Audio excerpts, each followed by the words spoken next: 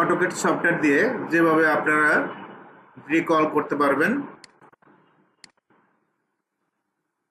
প্রথমে আমরা যে পলিলাইনে শিখবো। পলিলাইনে শর্টকাট PL লিখে এন্টার।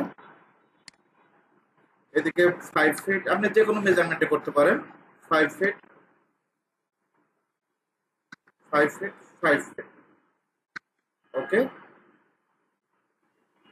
ব্রিকেট স্যাম্পল দেওয়ার জন্য এইচ লিখে এন্টার, কি লিখে এন্টার, এইচ লিখে এন্টার ক্লিক করবেন। আদার্সে যাবেন, এখান থেকে ব্রিকটা সিলেক্ট করবেন, স্কেলটা 11 করে দিবেন। অ্যাড পিক পয়েন্ট কোথায় ক্লিক করব, অ্যাড পিক পয়েন্টে ক্লিক করব। জাস্ট একটা ক্লিক, ডাবল এন্টার। এভাবে চাইলে খুব সহজেই আপনি ব্রিক অলটা দিতে পারবেন। জাস্ট ক্লিক করবেন, ব্রিক অলের কালারটা যদি চেঞ্জ করতে চান জাস্ট অবজেক্ট সিলেক্ট করে হাইলাইট থেকে কালারটা আমরা চেঞ্জ করতে পারবো। আমরা যে কোনো কালার দিয়ে দিতে পারবো। আমরা যদি রেড কালার দিতে চাই রেড কালারটা দিতে পারবো। এখান থেকে যদি কালার চয়েস না হয় আমরা সিলেক্ট কালারে যাব। ইন্ডেক্স কালারে আমরা অসংখ্য কালার আছে, এখান থেকে যে কোনো একটা কালার দিয়ে দিতে পারবো। আমি এই কালারটা দিয়ে দিচ্ছি।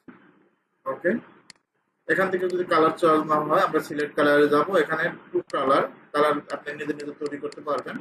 কালার বুকস যাবেন, কালার বুকস থেকে আপনি এখান থেকে যে কোনো কালার দিতে পারবেন আপনার চয়েস মতো। ওকে ওকে, এখন যদি আমরা রেক্ট্যাঙ্গুলার দিয়ে কাজ করি, REC কি দিব, REC এন্টার। একদিকে ওয়ালটা 15 ফিট অবশ্যই কমা দিতে হবে, আর একদিকে 12 ফিট এন্টার দেব। এখন এটা যদি আমরা ব্রিকটা দিতে চাই, এইচ লেখে এন্টার, কি লেখে এন্টার, এইচ লেখে এন্টার। জাস্ট আমরা কি করব, অ্যাড পিক পয়েন্টে ক্লিক করব, ক্লিক, ডাবল এন্টার,